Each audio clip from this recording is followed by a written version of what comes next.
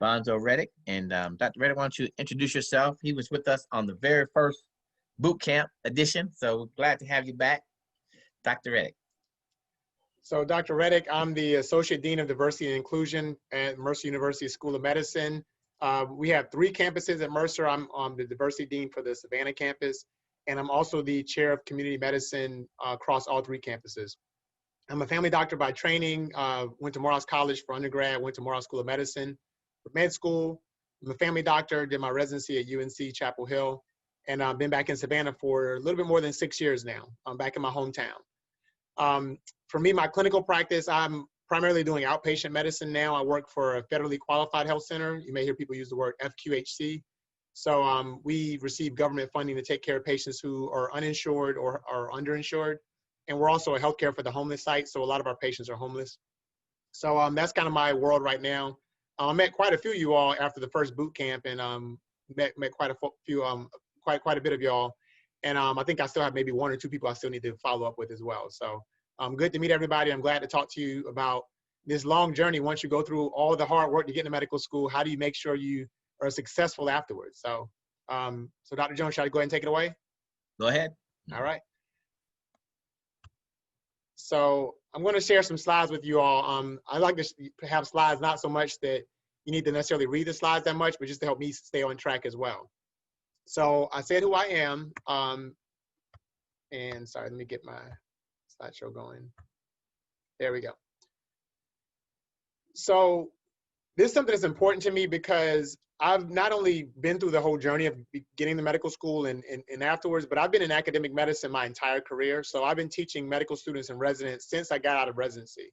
I don't do it quite as heavy with residency education as much over the past year, but heavily involved in medical student education now as well. And not only that, I've done 2 faculty development fellowships. So I've actually done additional work after residency to learn about how people obtain information more effectively, in particular medical education. So this is really a big area of interest of mine. So again, welcome everybody. And thanks Dr. Jones and Pre-Med Solutions for putting this on.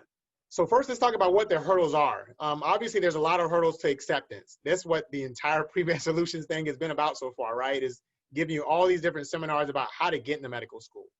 And I want to talk about some specific hurdles for acceptance. So there's over 53,000 applicants a year. A whole lot of people applying to medical school. Out of those 53,000, a little bit more than 21,000 actually get in. So that means barely 40% of people get accepted. So for every 5 applicants, you got about 2 people that actually get in. And in particular, I know a lot of people on this call are underrepresented minorities. So if you look at what we refer to as URM applicants, they have some unique hurdles. So if you look at just the percentage of Black physicians in the United States, only about 5% of physicians are Black, even though Black people make up about 13% of the population. Barely higher than that if you look at Latino or Hispanic physicians. And if you look at Native American or American Indian physicians, it's much, much, much lower than that as well.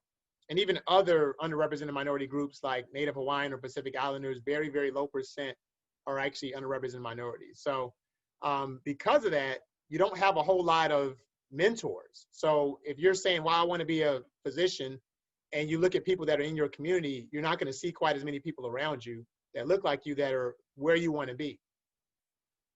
In addition, some people may not have the institutional support. So once you go through all this hurdle to actually get into medical school, once you get in, some people don't feel like they have the support from their institution to think about their unique journey. Once you get into medical school, some people feel like they don't click with their instructors as well. For me, I know, for me, it's at different levels as far as when this happens. For me, I went to a historically Black college and medical school, but for me, when I got to residency, a lot of the people that was around that were teaching me all of a sudden were people that I couldn't really relate to, and people that hadn't really been around a whole lot. Neighborhood I grew up in was 100% Black. Went to 2 HBCUs for college and med school. So I just didn't really relate to a lot of people. And there was honestly just, just some discomfort with some of the environments that I was in. For some of y'all, especially if you go to, some of the predominantly white schools, for some of y'all who are URM students, you may feel like classmates you don't always vibe with as well, or get along with as well, or just click with as easily. And in medical school, this is a big deal because in medical school, a lot of stuff gets passed on from year to year. So certain students may develop a study guide, they may have old tests or things like that they pass along to their friends. And so if you're not in that in crowd, you actually may not get access to some of those things your classmates have. I've also heard of stories from medical students who said that certain classmates excluded them from study groups. And then finally, some medical schools may or may not have a really culturally competent education. So they may not be taught in a way that you can understand or that you can relate to, whether that's language that's being used or whether that's examples that are being used. It may not be something you can relate to.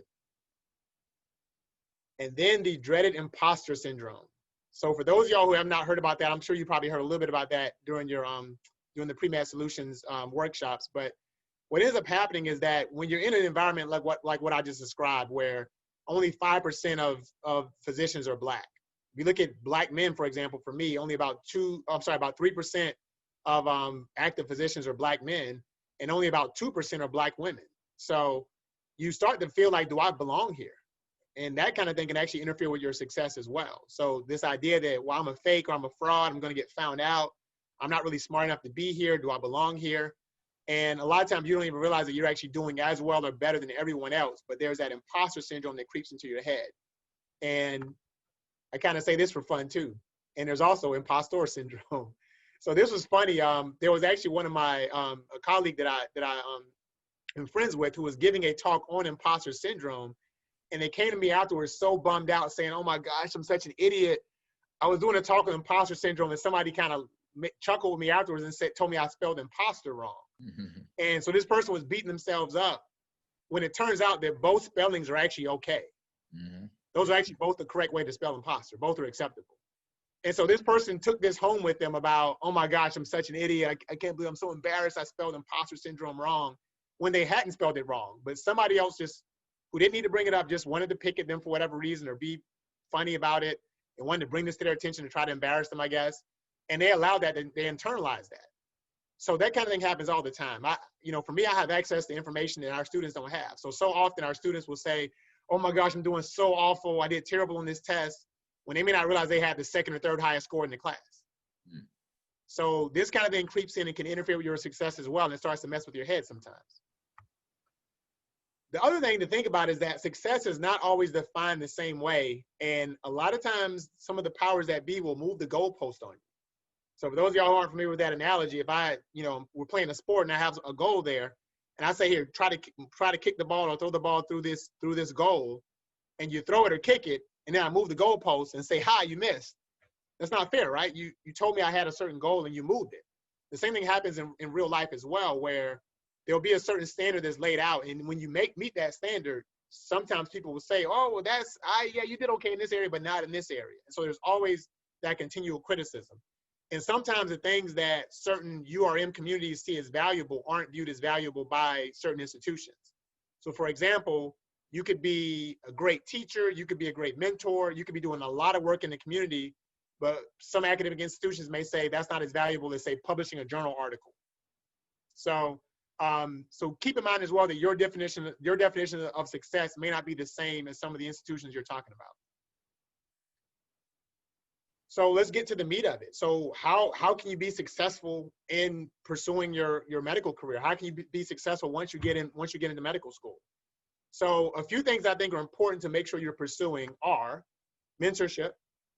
So I mentioned before that sometimes people have trouble fitting in certain institutions, but sometimes that's, again, some imposter syndrome. Sometimes that's you getting in your own way.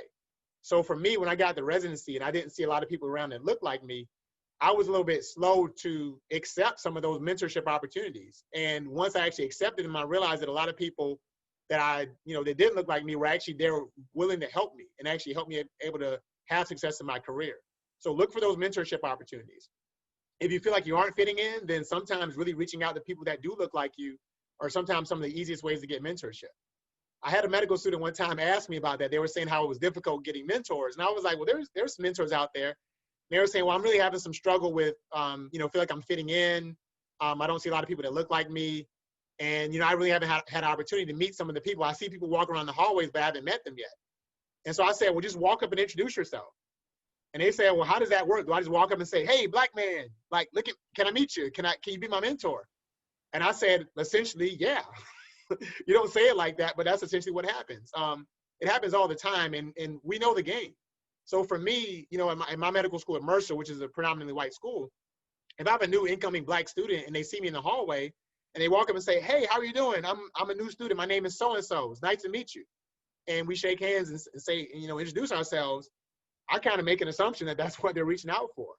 And a lot of times, that's all you have to do is just introduce yourself. And then a lot of times the conversation goes, "Wow, nice to meet you. Give me a call if you ever need anything. Here's my email, or you know, here's my phone number.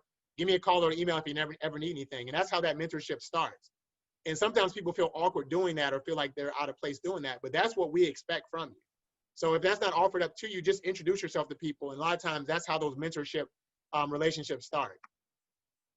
Support is important, and that's support within your institution, but also support outside of it. So as you're getting into medical school, be sure you maintain those support systems, your family, your friends, whoever it is, significant others, because that's going to be very, very important for you as well.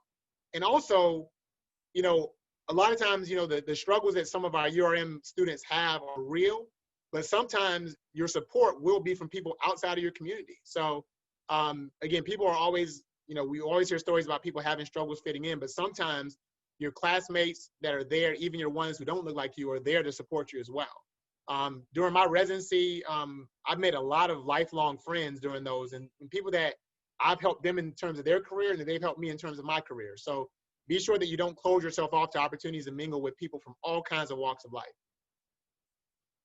And maintain some contact with the outside world. You're going to talk shop all the time. You're going to be around. These are going to be some of your deepest friendships you form in medical school.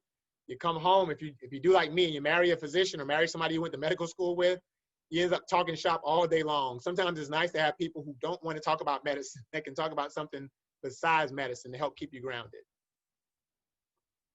And then your health is super important. Maintain your health. A lot of physicians neglect their own health, trying to take care of everybody else's health. So medical school is a great time to start that process of learning how to balance yourself, keep exercising, keep a healthy diet, and how do you balance that with a busy life. And so I know what you all here to learn about today is how do you make sure you maintain good grades and test scores, because that's probably what you think about first when you think about success in medical school. So let's jump into that. So biggest thing again is that balance. So one cliche I always say before I dive into the how do you do well in terms of academics is be sure that you build medicine around your life and not your life around medicine. If you kind of say, okay, I'm going to make medicine and medical school my priority and everything else is going to take a backseat to it, then you won't be successful, because that's a quick way to lead to burnout. So be sure that you have your life there, the things that are most important to you, and you find ways to build medicine around there. And I'm going to show you some examples about how to do that. So first things first are figure out what your career goals are and map things out from there. So let's talk about what the path is to medical school. You may have gotten some of this, so forgive me if this is a little bit of repeat, but let's go through what a typical medical school 4-year path is like. So year one is usually your basic science coursework. So it's picking up on a lot of the stuff you learned in college if you were pre-med. So you're going to get your biochem, your physiology, your gross anatomy, all those types of courses. And that's going to be pretty much from around July or August until May. It's going to be just basic science coursework with a little bit of learning the basics about how to be a physician and how to do some clinical skills. So you have a little bit about how to do a physical exam, how to take a patient's history, but very heavy basic sciences. The summer after your first year is a break. So that it can be time where if you really are burned out or really stressed or have a lot of family obligations, you can just take a break and take a summer off. But based on what your career goals are, that may be a time that you can use to do some research or build your resume that'll make you more likely to get a good residency slot. For those of y'all who are going into residency programs that are or fields that are a little more competitive, then that summer break is a great time to do some resume and do some resume building or some research or a program getting some extra clinical experience to increase your strength as an applicant. Year two is more basic science coursework. So you kind of start back up around the fall, around the same time the first year students are, and it's more basic science coursework. Some microbiology, some pharmacology, a lot of the abnormal. First year you learn about how normal body functions. Year two is heavy with learning how the abnormal body functions, learning about disease processes. Now, during your summer break after your second year is spent doing that step one exam. So that's the first step of your medical licensing exam. That's what USMLE stands for. So success is not only going to be your GPA, which is your grades that you get during first and second year, but also how well you do in your step exam. Now, for you all, it's going to be a little bit different because the step 1 exam is converting to a pass-fail method. So for you all, the main thing is you just got to pass. The number isn't as big a deal anymore. Year 3 is your clerkship. So that's your clinical rotations. Most schools follow these 6 basic core rotations that you have that make up your 3rd year, which is a full 12-month year.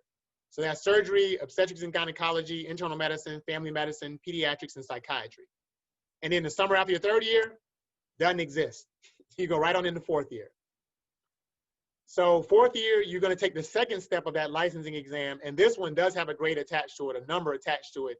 And that is a big, important objective measure that you have to do. So far, the things you're thinking about as far as academic success, heavily tied to your grades, your GPA during your 1st and 2nd year, your step 1 exam, making sure you just passed it, your step 2 exam, making sure that you have a good score on it, and during your year 3 clerkships, making sure that you have good evaluations.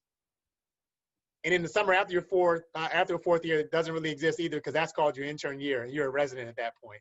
That usually starts at the end of June or beginning of July. Pretty much all you have time to do is match into a residency program, move, and it's time to get going. That's when you're a doctor. So as far as success, what your goals are might be very dependent on your specialty choice. So certain things like primary care disciplines tend to be less competitive. Less competitive means that there's a whole lot of slots available, and so the slots tend to equal up with the number of applicants. So even if you don't get into your first choice, you'll probably get in somewhere. If you go to a U.S. medical school, about 94–95% of people match in their specialty their first year they try. So most people will get into a residency program, and again, if it's primary care, you'll probably get into somewhere even if it's not your first choice. If you go into more competitive specialties, things like surgical specialties, surgery, OBGYN, dermatology, neurosurgery, those kind of things, then there's a lot fewer slots than there are applicants, so it's a lot more competitive. Those are situations where your definition of academic success may be a more strict definition, meaning I got to get as close as I can to that 4.0 GPA. I got to get as high as I can on that step on those licensing exams. I have to get really good evaluations on my clerkships. So no matter what your career goals are, no matter how competitive or not competitive you think you're going to be, it's important to have a strong effort whenever you're engaged academically. And the reason why is because 75% of applicants, medical students actually change their mind about their specialty. So even if you come in saying, I think I'm pretty sure I want to do family medicine or pediatrics, there's a good chance you might change your mind. So your best bet is to go in there ready to go and being as competitive as you can no matter what. And out of everything that if you don't remember anything I say today, remember how important consistency is. I love to use analogies of travel, right? If you're traveling somewhere that's 280 miles away and you do 70 miles an hour, you'll get there in 4 hours. If you drive 100 miles an hour half the way and then 40 miles an hour half the way, you'll still get there in 4 hours. But you use a lot more gas and do a lot more wear and tear on your car. Education's the same way. If you cram and go crazy and overboard study, and then you have times you get behind in your study, and then you cram and pull all-nighters to catch up, you're going to wear yourself out, and you're actually not going to be as efficient in your learning, and you're less likely to retain information. So for me, I really advocate kind of a Monday through Friday work hard, and then weekends play hard. So I'm not going to go through the specifics. There's a book that's really valuable if you haven't read it yet called The Brain Rules by John Medina. And it really goes through how your brain actually obtains information and how your body really works to learn, essentially. And so those are the 12 concepts. Don't worry about memorizing these. I want to run through just a few important things that the Brain Rules describes. And the Brain Rules is not just a hypothesis. This is actually based on the science about how the brain learns and obtains information. This was a big part of one of the 2 fellowships I did.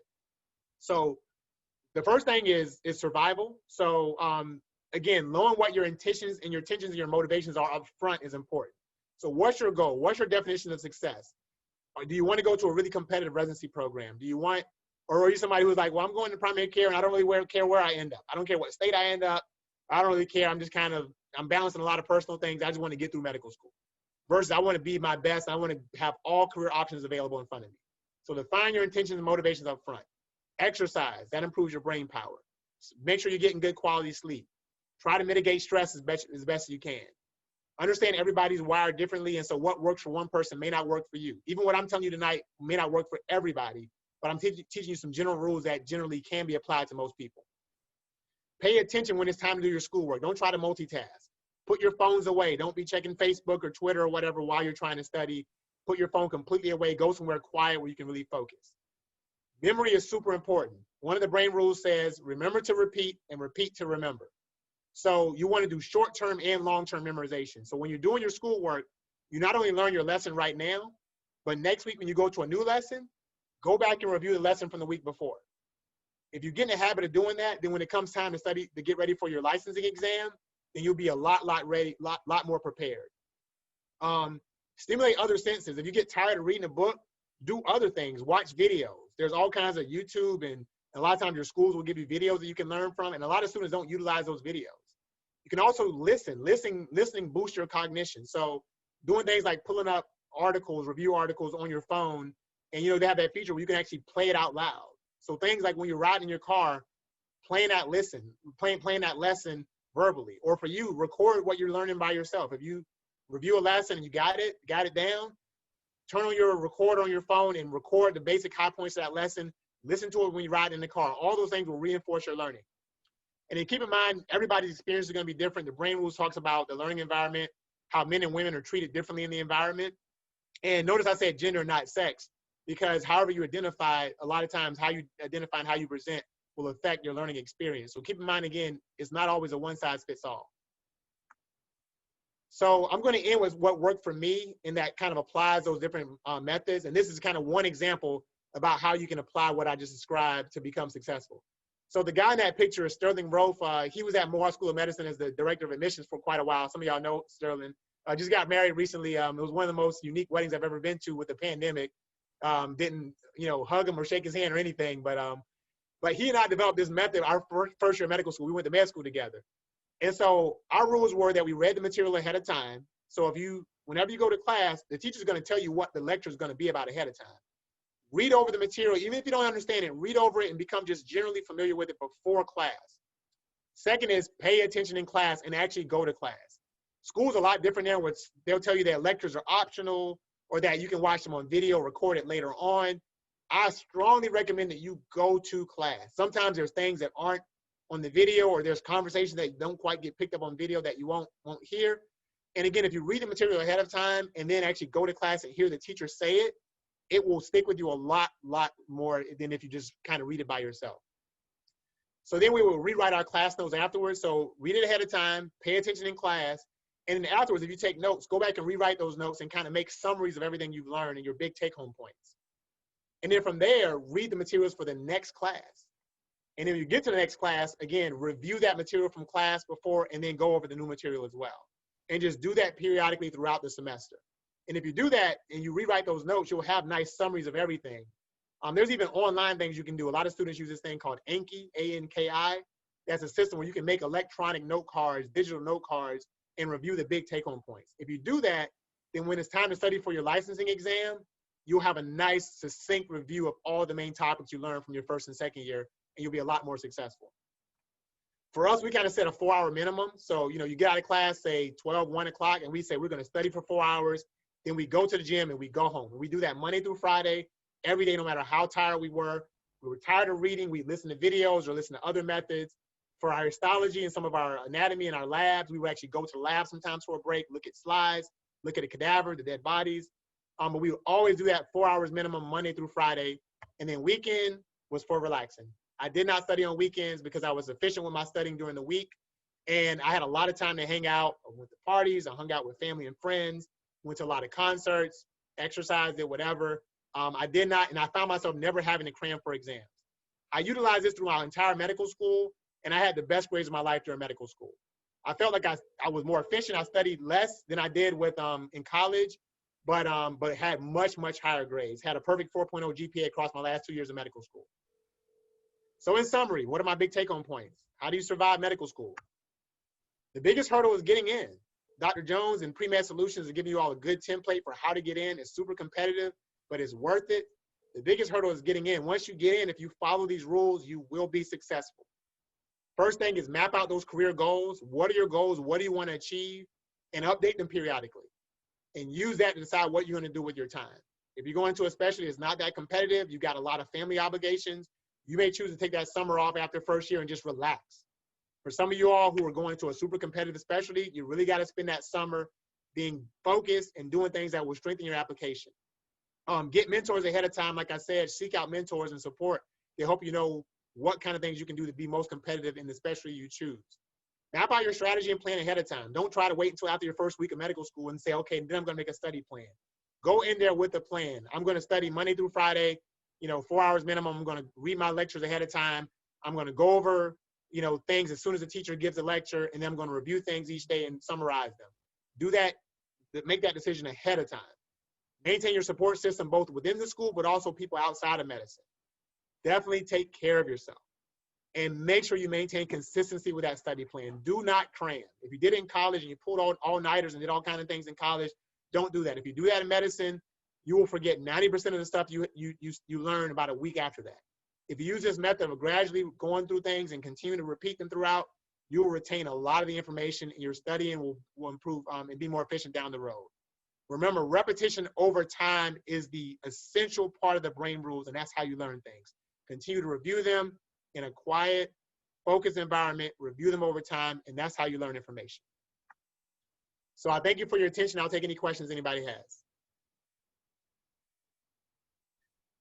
Thank you, Dr. Reddick. That was excellent. I'm sure we have a few questions, and if you want to ask your questions, we'd like for you to come on live and ask them. Dr. Hubbard will allow you to come on and answer them. So let's see. Like Gary and Duvall has a question. Yes, I do. Hey, you guys, can you guys see me? Yep. Okay, so, well, first of all, hello. My name is Gary Duvall. Most of you already know this.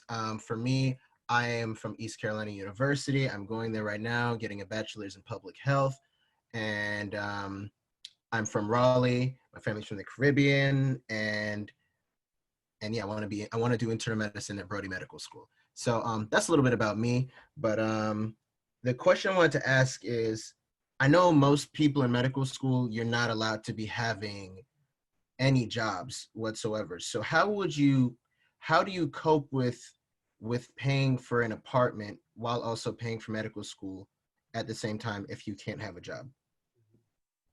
Yeah, so what you described is the reason why the average medical school debt is close to $200,000 because a lot of people do it in terms of student loans. Yeah. There's a lot of different debate about that as far as financially how you do it. It is very difficult to maintain a job while you're in medical school. The one nice thing is that those summers, a lot of the summer opportunities, there are a lot of pay opportunities that are there.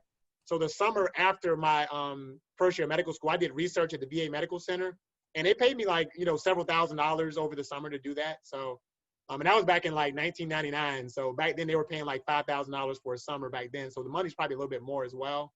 So that's enough to at least kind of help you kind of get through the summer for sure.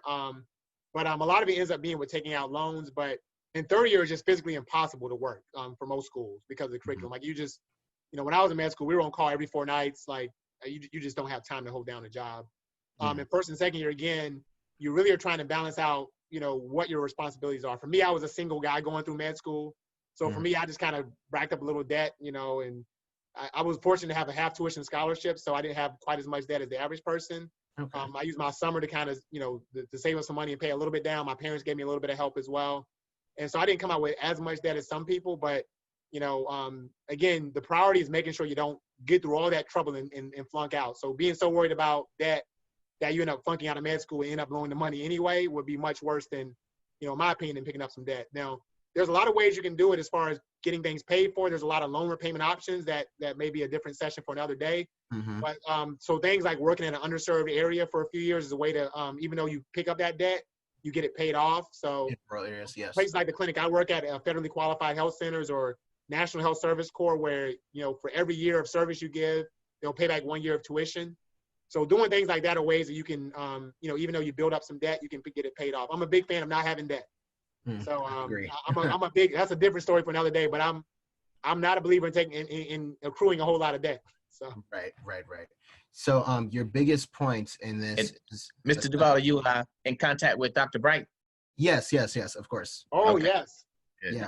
I love Dr. Bright. Me and him. Yeah. Tell him I said hello. Yeah. Oh yeah, of course.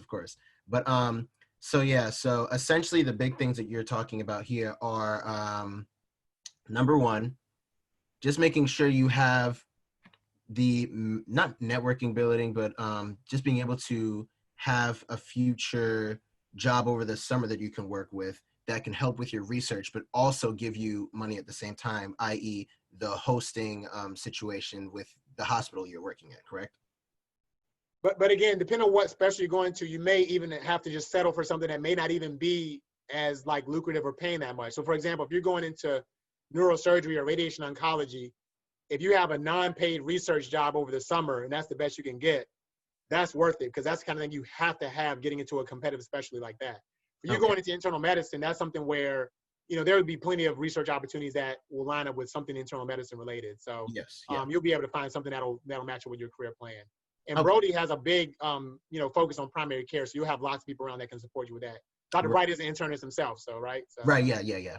And so, Dr. Bright has definitely been talking to me, especially like regarding like what you can do regarding internal medicine, but also what you can do regarding research as well. Yeah. So I've definitely been talking with him about it. And my last question is just regarding residencies. So after you do the UN, for some reason I thought it was like it went all the way to step 4 for USMLE, but three. Okay. Step 3 is doing residency. Oh, so okay. So step 3 is the residency in itself. Okay, great. Well, there's an exam during residency for step 3. Okay, so there is an exam you take while you're doing residency at the same time. That's step 3. That's your final step. Okay, great. And so you are able to pick, essentially when you're done with your 4th year of medical school, you kind of pick where you want your location to be, and then that's whenever you can pick like that general area. For me, I want to stay in Raleigh. So we're gonna have a whole what? Webinar on that. That's the next. Stay tuned for the next part of the series. For residency. In terms of picking specialties and residency matching and things like that, how you finance your education. You're stealing my thunder. We're gonna have some more webinars. Okay, great. No, those are great questions, but we're gonna talk about those. Yeah. Okay, great. Well, yeah, those are all my questions. Thank you guys so much.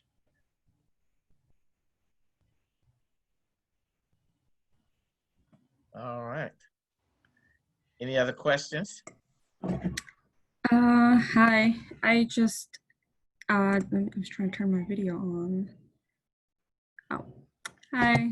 Hello. I'm Amna, and I go to UIC right now. You know, pre-med and everything. UIC. And yes, University of Illinois. Okay.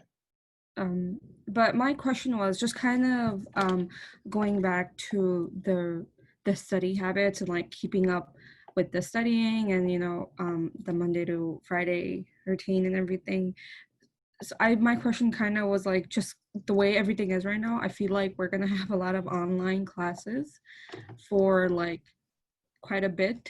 And so like, how would you, I guess, like what would be a good way to just kind of study and like be able to focus when we're like, you know, like staring at a screen? Because I feel like I'm like going crazy, like my whole wall is full of like sticky notes just trying to like keep up with the work. But it's like, but I feel like it's so hard, like the Monday to Friday, because that's kind of what I would do when I was on campus, was like after lectures I would sit down and make my own notes.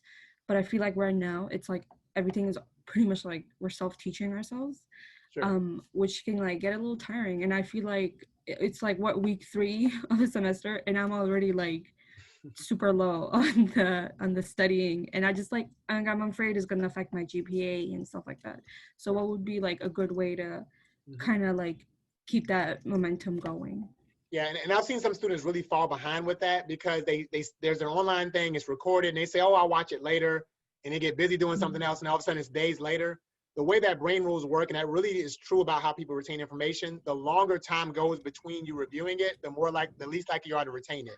So if you read ahead of time, even if you're kind of like zoned out and don't feel like you retain a whole lot by the lecture, that's when you do things like engage yourself. So for example, if you're kind of in the Zoom meeting and the teacher's kind of talking and you kind of notice yourself zoning out, that's when you do things like maybe whatever topic they are, you pull out your notes that you took ahead of time, or you're pre-reading if you highlighted anything, and you go over those things as well. And even if you don't feel like you retain a whole lot or don't feel like the online lecturing is important, even retaining just some of that information, you read it ahead of time, you retain a little bit of it, and then you reviewing it afterwards is what's most important. So it's really just that importance of quickly, kind of in a short period of time, going over the material again. There's some evidence that actually shows about 24 hours is the magic time. So if you read a lecture ahead of time a day before, and you sit through a boring online course, as long as you read that information again after that, you're going to retain a lot more of that information. And if you feel like somebody is really, truly just a teacher that you get nothing out of their lectures, one way you could do it is make sure that during that 1 hour lecture or however long it was, that you're still doing some work in that same topic during that same amount of time. Does that make sense? Yeah. Yeah. Thank you. That's my only question. And the other thing that may give you a little bit of comfort is that your other classmates and other people that you're competing against, they're going through the same thing. And admissions committees understand that. So we're all learning how to learn all over again. Okay. Sounds good. Thank you. That probably doesn't help any, but No, it does. It does. Like, it's not just me. at least you can have a little confidence on, yeah, that everybody's experiencing it. Thank you. All right, thank you. Ms. Baines. Yes, hi, I'm Jacqueline Baines. I'm from Shreveport, LA. I go to Louisiana State University in Shreveport. I'm not All able to right. turn my camera Go on right Tigers. now. Yes. And I was just trying to see, is the U-Smile is as challenging as the MCAT? You know, like, what's the difference between the tests? So in general, the MCAT is more difficult than the USMLE is what most people agree, and that's what most of the literature points out to. So the MCAT, like I said, the getting in is the biggest hurdle. And the reason why is why I kind of have interpreted from the literature is because the MCAT doesn't really apply. It's not really testing you on the things that you're going to be learning that you're going to use as a physician. So a lot of people, when you're doing test questions on organic chemistry or, you know, this amino acid, it kind of just gets you like, oh my gosh, it's stuff again. But your USMLE is a lot, especially step 2 and step 3 are really focused on the information that you will use when you're a physician. So it's a lot easier when you're kind of eyes already on the prize and you're kind of like, okay, these are the questions that are going to actually help me take care of patients. So it's a lot more interesting to people. It's a lot more, because it's patient oriented and problem based. It's a lot easier to retain because you can apply it to the patients and examples you've seen in real life. So the USMLE, kind of if you look at like the scoring on it is usually a lot easier for the typical medical student compared to the MCAT. Okay, But you have to, but again, it's a lot of information. So the better you do that longitudinal study I described, the better you'll do. So if you wait until, USMLE is usually done during the summer after your second year. If you wait until May of your second year to start studying, it's going to be challenging. What you should do is start from your first year as you're learning material, make sure you start getting good summaries of information you can, like as you learn a topic, that you can go back on and look at later on. You don't want to have to read an entire chapter again to relearn something, as opposed to just having some succinct summaries of topics you can go back and periodically study. If you do that, you'll be successful in your steps. Okay, thank you. That answered my question. Ladies and gentlemen, before we proceed with Dr. Jones' presentation, if you are not posing a question, we ask that you mute your cameras and mute your mics because we are recording. Thank you.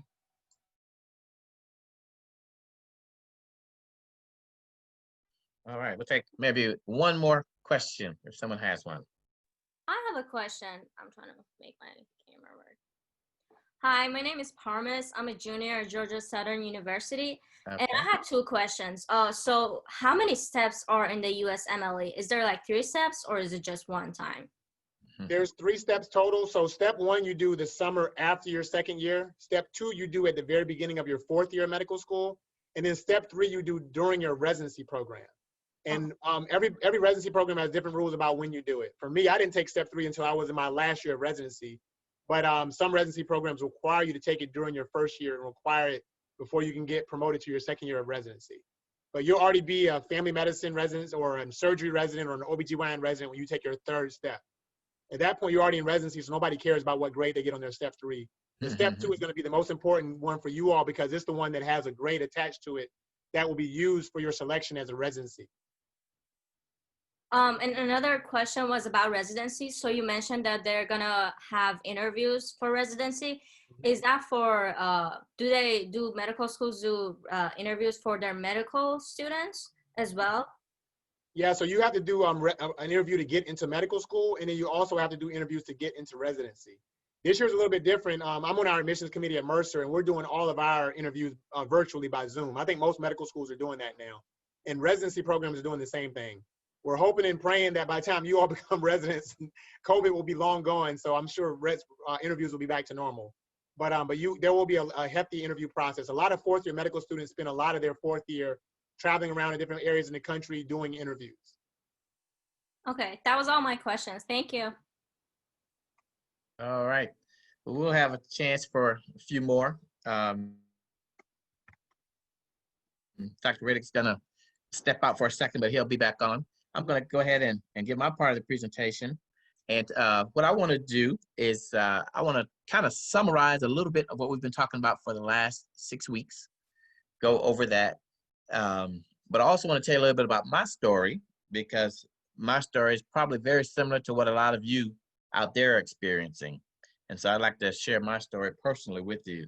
I have a lot of slides. I'm warning you ahead of time, but I can move pretty quickly through them. A lot of them are pictures. So I'm gonna try and go as quickly as I can through them. So again, I'm gonna summarize the webinar series. I'm gonna tell you how I got here and then how you can get here. So you all here because you wanna go to medical school. Why? Why in the world would you wanna do that? Why do you wanna go to medical school? Here's some reasons why you should avoid it. It's hard to get in, it's difficult and expensive. It's too long. We just talked about residency. It's intense. Life goes on without you. You're gonna miss weddings and birthdays and trips with your friends. And you're underappreciated. And then after all that, everybody wants to sue you. Why should you pursue it? It's stimulating. It's a prestigious occupation, excellent compensation and benefits and lifestyle. Can be very rewarding and fulfilling, and it provides many other opportunities. For me, the fact it's very rewarding and fulfilling is why I say you should pursue it. So now, I can't convince you all not to go into medicine. So now what? You made your decision, you're gonna go ahead and go for it. Now what?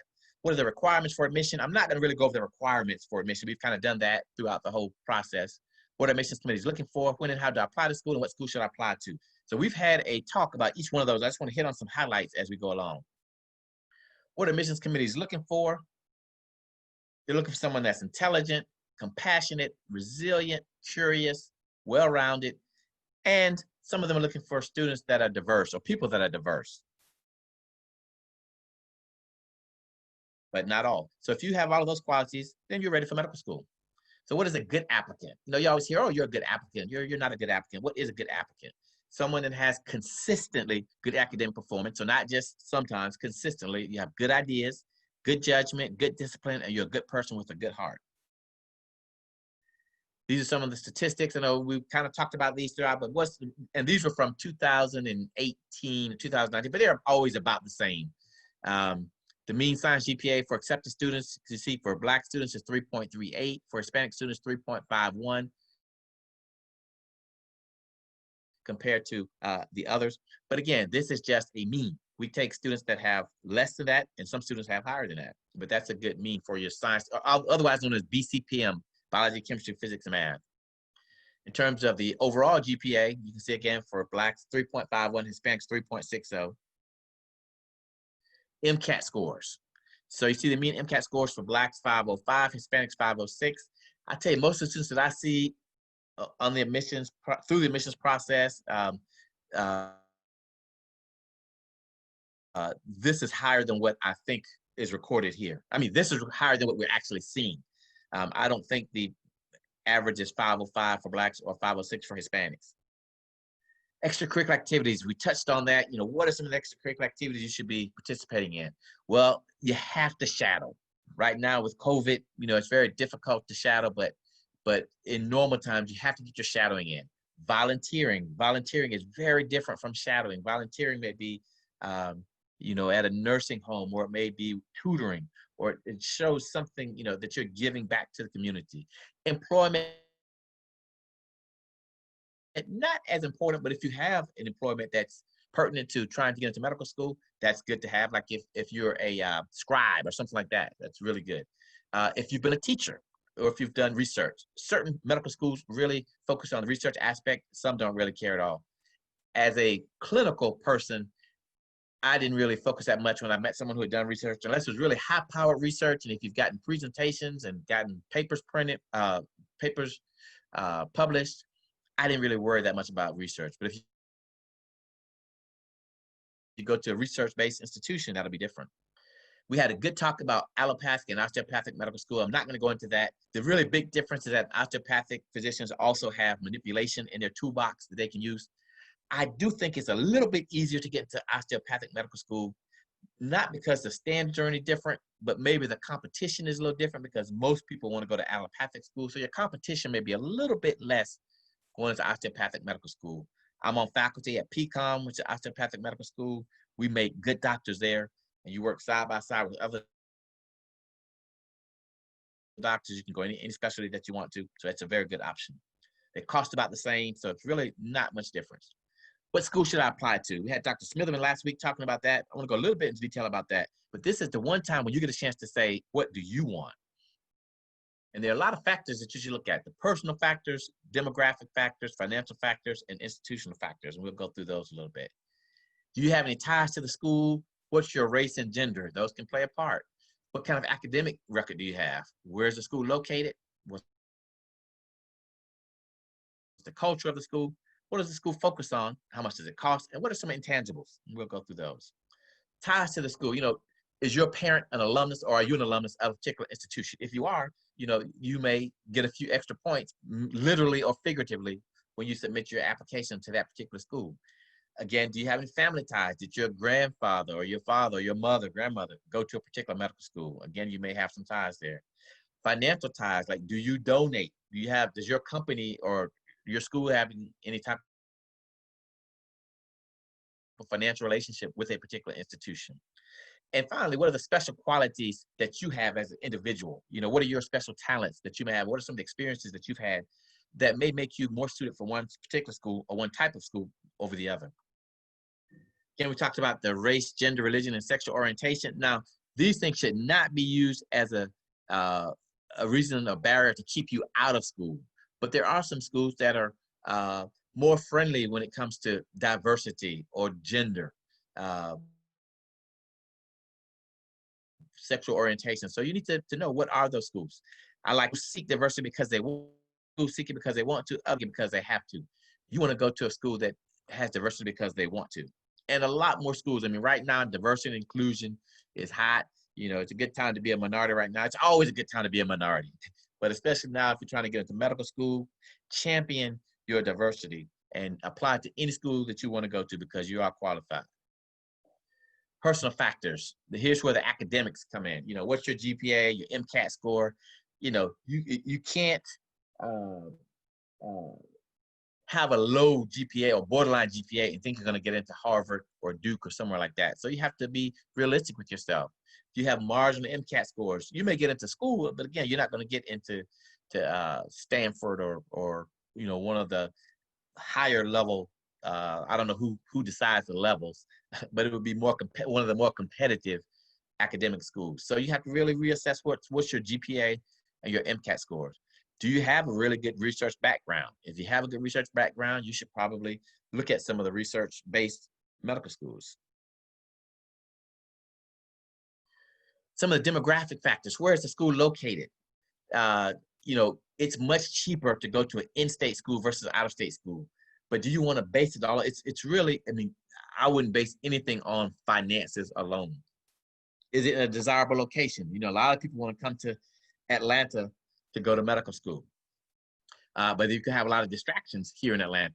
But do you really have a support network here? So if if your family's from the South or your family's from Atlanta, you have a lot of relatives here and you can go see your aunts and uncles and they can cook you a meal or wash your clothes over there, then you need to really consider that. All those things are important. Here's one of the most important things. We talked about it before. Is it a good cultural fit for you? And we're not really talking about your race or your culture where you're from, but we're talking about the culture of the institution. Do you need a place that's more nurturing and gives you a lot of support? Dr. Reddick just talked about that. There are a lot of schools that give you a lot of support and help when you need it. There are other schools that are more competitive and the student body is very aggressive and they're not going to help you. Where do you fit in? So that's what we're talking about really with the culture. Financial factors, again, to me, this is probably the least important factor. You have to really go where you feel comfortable. You should think about it. And as Dr. Reddick said, you may have $200,000, $250,000, $300,000 worth of debt. So if there's no difference in the culture, if there's no difference in the type of institution, and it's an in-state school, of course, I would go to that in-state school because it would be cheaper. What are some of the intangible factors? And we're looking at the reputation of the school. What are recommendations from other students? Students are the best people to get an idea, get their opinion on a particular school. If you want pure honesty, ask a student. Even when you get ready to do residency, ask the medical students, you know, what is it like for the residents? What's the relationship to the community? Is the school really engaged in community service, or are they an entity unto themselves? And then you just get that gut feeling. And this is where not being able to have interviews kind of hurts us, because you don't get a chance to really see the campus, interact with people, and just get the feeling. The application, we had the first two talks we had were about the application process, so we're not going to go into too much detail about that, but we're going to talk about a few things. But again, I stress that you read the instructions carefully. You can't make a mistake on your application. Get someone to edit it, review it, and edit it several times for you. Submit as early as possible. There is definitely a benefit to submitting your application early. Get it reviewed. When they first start sending out invitations for interviews, you want to be in that first group. And then you got to apply to the right schools. And so some of those things that we talked about just a few minutes ago were the right schools. That's how you figure out the right school to apply to. The interview, Dr. Watt talked about this last week, how to make a good impression. Just a few pearls for that. Manage your emotions. You have to be in control. You can't go in there nervous. You're going to be a little bit nervous, but try to calm down. Whatever you have to do to calm down. Manage your emotions when you go in there. It's just a conversation. That's how you should look at it. Whatever you can do to control the interview, that's what you should do. And one way that you can control the interview is what you put in your personal statement. So talk about all the great and wonderful things that you've done, the experiences you've had, so that when you walk in the door for the interview, they want to talk about that trip that you took overseas. They want to talk about that shadowing experience that you had. They're not going to ask you about your MCAT scores or GPA. So that's one way to control the interview. But then you always be able to tell a story. If you can tell a great story, people want to hear your story. That way you can control the interview. Prepare for it. Before you go into your interview, go to the website, talk to alumni from there, and really find out what the school is about, and be very specific, very strategic about the questions you ask. And you want to ask good questions. You don't want to just ask questions for the sake of asking questions, but ask some good questions to let the committee know that you really want to go to that institution. And then leave a good impression. And so if you've done all these other things, you will leave a good impression. Let the interviewer know that, hey, I want to come to your school. This is my number one choice. Even if it's not your number one choice, tell them that it is your number one choice. I know I'm going fast. I'm trying to get through these slides pretty quickly. What you should know about your interview: know yourself, know the school, know the profession. They're going to ask you questions about medicine. You know, what do you think are some of the biggest problems with medicine or challenges with medicine? Know what to say, know how to say it. This may seem pretty easy or ridiculous to even have to think about that, but you'd be surprised at some of the things that people say in interviews. So you want to make sure that you know what you're going to say before you go into your interview. Know what you're going to say and how you're going to say it. Know when to be quiet. There's some people that talk so long that you only get one or two questions. And so if you give very brief, succinct answers, you get a chance to answer a lot more questions. And then sometimes you say things that you shouldn't say in interviews. So know when to be quiet, and then know what to wear. Again, you would think that we wouldn't have to tell you that, but medicine is very conservative. You have to dress conservatively, you know, and appropriate. And so if you don't know what to wear, ask somebody. Personal statement, I talked about this last time. Just gonna very briefly tell your story, talk about the distance you've traveled, the challenges you've overcome, explain what sets you apart from other applicants, show your commitment to medicine. That's really in your application, the things that you've done, shows your commitment. Explain any deficiencies or shortcomings, not make excuses, but explain why you may have a lower MCAT score. That one semester you got, you know, you had several significant challenges and your grades suffered. And then again, lay the groundwork for your interview so that when you go to your interview, they look at your personal statement and say, oh, I read this in your personal statement. Let's talk about that. What do you do if you get rejected? And so what you have to do is do a good self-assessment. Probably the most important thing, and I mentioned this, I think, in every talk we had, is get you a good mentor. Find a mentor that can help you with this process. And it doesn't necessarily have to be a physician, but it's good to have a physician that's a mentor. but just somebody that's a good mentor and can have expectations of you and give you timelines to have things done. Strengthen your application. And what does that mean? Whether or not you have to take the MCAT or take some additional classes, science classes. Maybe you have to enroll in a master's program or post-bac program to strengthen your application. Talk to the admissions officers at the schools. It was very interesting. The vast majority of the schools that we had on the webinar series allow you to call and talk to them about your application. There's several schools that will not do that. They'll talk to you in general, but a lot of the schools that we talked to, that we had on our webinar series, said that they will talk to you about your specific applications, and that's very key. And then reapply, but reapply to the right schools. So now I want to make it a little bit personal to tell you about my story and how I got here. I'm not doing it to be braggadocious, to brag about anything. I'm a very humble person, but I had a rough time getting into medical school. And so I know some of you are going through some of the same challenges I had. So I just want to talk very briefly about that. First, I'm going to just do a quick introduction of who I am. And so I went to Morehouse College for college, one of the best experiences I've ever had. Then I went to Morehouse School of Medicine, did my residency in general surgery at Howard University Hospital in DC, did a fellowship in trauma and critical care at University of Maryland in DC, and then I got my master's in public health at Chapel Hill. So I have been a faculty member at Morehouse School of Medicine for 17 years, and then I've been at PCOM for the last 4 years. I've been on the admissions committee for the past 20 years. I've had to recuse myself a little bit because of what I do now. And so I can't really interview people anymore, but I'm still involved in the admissions process. This is me. I'm a general surgeon, trauma surgeon, surgical intensivist. That means I take care of patients in the ICU, intensive care unit. And I'm a wound care physician. But probably my favorite thing to do is I'm a teacher and a mentor. And here on the left, that's one of my mentees who is, he went to Morehouse, and that was during his senior year at Morehouse. He used to shadow me at Grady. He's now a second-year medical student at Ohio State. And that's me on the right with some of my residents, some of my surgical residents who are now out practicing, doing great things. So I enjoy teaching and mentoring. I always have to talk about my family. The guy on the left, that's my son. He's a second-year law student at Howard. I tried to get him to go to medical school, but I knew it was a done deal. He came to the operating room with me one time, and he brought his phone in. We were doing a great case, open abdomen, blood and guts. I just thought this would be great for him to see.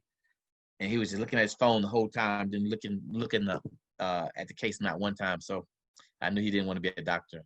My wife is a professor of medicine at Emory University Hospital. She's on the admissions committee there. My son, Jaden, is a freshman at LSU. That's when the student came on earlier, said LSU. I said, go Tiger. My oldest son went to LSU too. And Jaden is a sports administration major at LSU, but he's here for this semester because of COVID. And then that's me on the end. And I always like to put this in. They have so much swag. I wish I had the swag they have. This was me, no swag. Spike Lee, most of you probably heard of Spike Lee. Everyone said that I used to look like Spike Lee, so we took this picture together at a football game. A little bit of resemblance. I always like to put that up in my slides. So you can see I had absolutely no swag then. So how did I get here? How did I get the opportunities that I have now? This is my journey to medicine. Started from the bottom. I'm a big Drake fan, so you know where I'm going with this. This was me at Medical College of Georgia, my sophomore year. I went to the SEEP summer program. That's a summer program for minorities that are interested in going to medical school. And by the way, that's where I actually met my wife. She was a high school student, and I just finished my second year in college. But we didn't date then. We started dating much later. My start was less than stellar. I had a science GPA that was 2.8 science GPA. Overall GPA was 3.0. And my MCAT score, we took a different MCAT, but it was the equivalent to like a 497 right now. So 497 is not bad, but with a 2.8 science GPA, that's pretty bad, and a 3.0 GPA. So I was not your best candidate to get into medical school. So I had the fortune of going to a pre-freshman summer program at Morehouse College. And that was for students that knew they wanted were considering going to medical school. And this gentleman, Mr. Thomas Blocker, was the director of that program. And He's a mentor and a friend to many of us. He's deceased now, but he and some of the other people that were our advisors and mentors at Morehouse are responsible for hundreds, if not thousands, of Black male physicians and dentists and biomedical scientists throughout the United States. Like many of you, I probably enjoyed college a little too much. This was me my freshman year. We were getting ready to go out to the club. That's when you can go to a club at age 18. We thought we were all that. This is hanging out on the yard at Spelman, just after I had pledged, hanging out with my frat brothers. This is homecoming for those of you who've been to Atlanta, been to the AU Center for homecoming. I wouldn't trade it for the world, wouldn't trade any of it. But I did enjoy college a little bit too much. I set a record in general chemistry. And I tell people when I go around talking about this, I'm very transparent. And I set the record in general chemistry. And that record was, I ended up having to take the second part of general chemistry 4 times. It might have been 4 times. It's been so long now I don't remember. So if you've heard me tell the story before and it sounds different, it's either 4 or 5 times that I had to take the second part of general chemistry. So now you know why I had that 2.8 science GPA. My med school application was rejected twice. All of my friends were going to med school. I had so many friends with me from Morehouse that got into med school, and my application was rejected twice. And then I met this person. That's why I said it's so important to go and talk to the people at the med school. I went and talked to her. And for those of you who know about Morehouse, we were Morehouse men. We're supposed to get what we want because we're Morehouse men. And so I went into her office talking like that, and she didn't take too kindly to it. And so she sat me down and told me what I needed to do and what I wasn't going to do, that I wasn't going to come in there and talk to her like that. And so one of the best conversations I ever had, because she took me under her wing and she told me some of the things that I needed to do in order to get accepted. Now, I didn't do all of those things. She told me to go to a post-bac program. She told me to retake science classes, and I didn't do any of those things. But she told me to get some better letters of recommendation. She told me I needed a better personal statement. So I actually wrote a poem for my personal statement. And it was a long poem, and it talked about all of the things that I had done right and wrong to try to get into medical school. And so I was on her radar. I mentioned again, so I was rejected twice. Then I got put on the waiting list on my 3rd attempt. And I went to a summer program at Medical College of Virginia. And my roommate at the time was Dr. Watt, who many of you may have seen last week, who gave the talk on the interview. He's at Wright State. He was my roommate at the time. And my roommate here in Atlanta, who is a gastroenterologist now, but we were the last 3 that had not gotten accepted to medical school after 2 years. First year we didn't get accepted, second year we didn't get accepted, third year, now we're on the waiting list. Well, we were supposed to go to class that day, and I've been telling the story wrong. I just found out what the story was. It's been so long ago now, but I did go to class. But my roommate, Kevin Watt, did not go to class. And this was before the days of cell phones. And so he decided to stay there, and I went to class. Well, my roommate, Dr. Luther Burst, here in Atlanta, got a phone call from Miss Claudia Sion, who you just met. And she called him and said, "Hey, does Frank still want to go to medical school?" He said, "Yeah, I'm sure he does. Tell him he's got 30 minutes to call me, or else I'm going to the next person on the waiting list."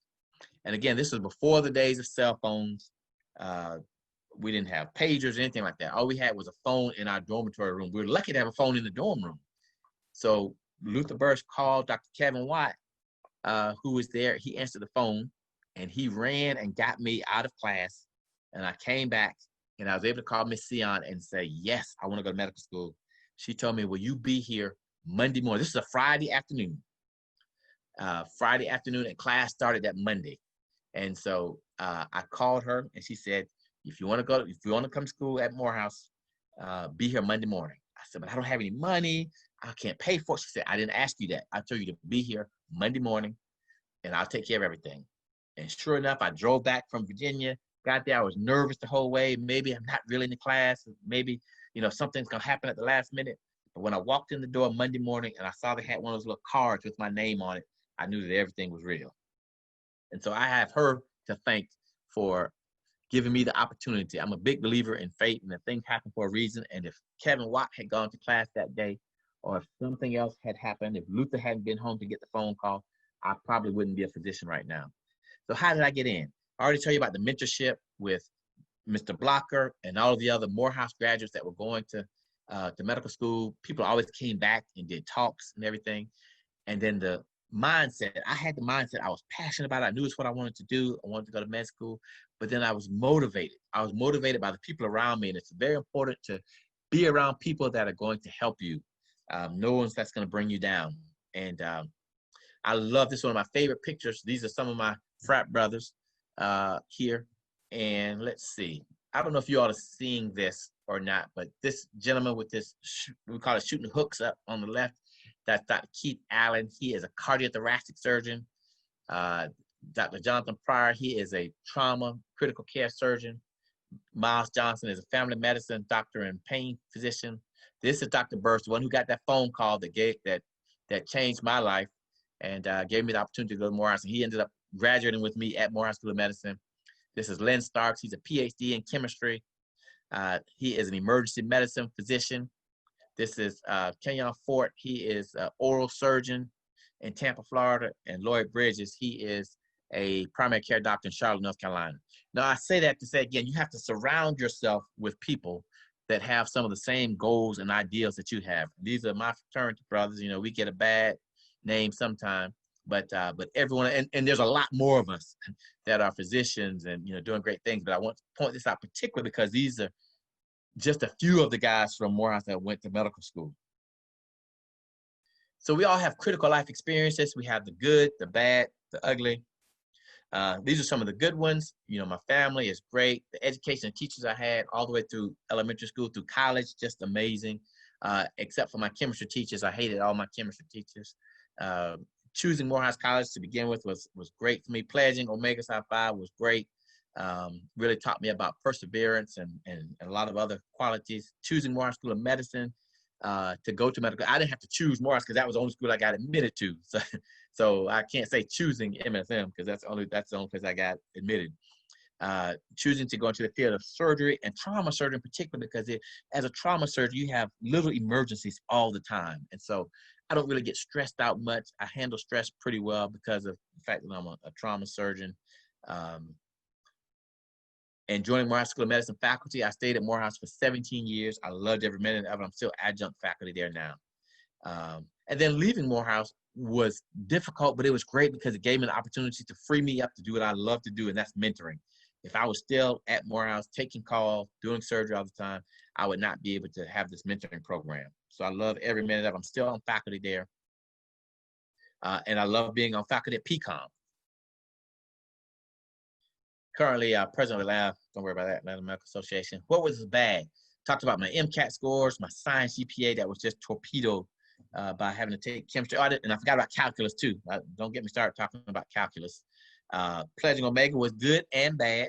My GPA the semester I pledged was a 1.75 GPA. So it's hard to bounce back from that.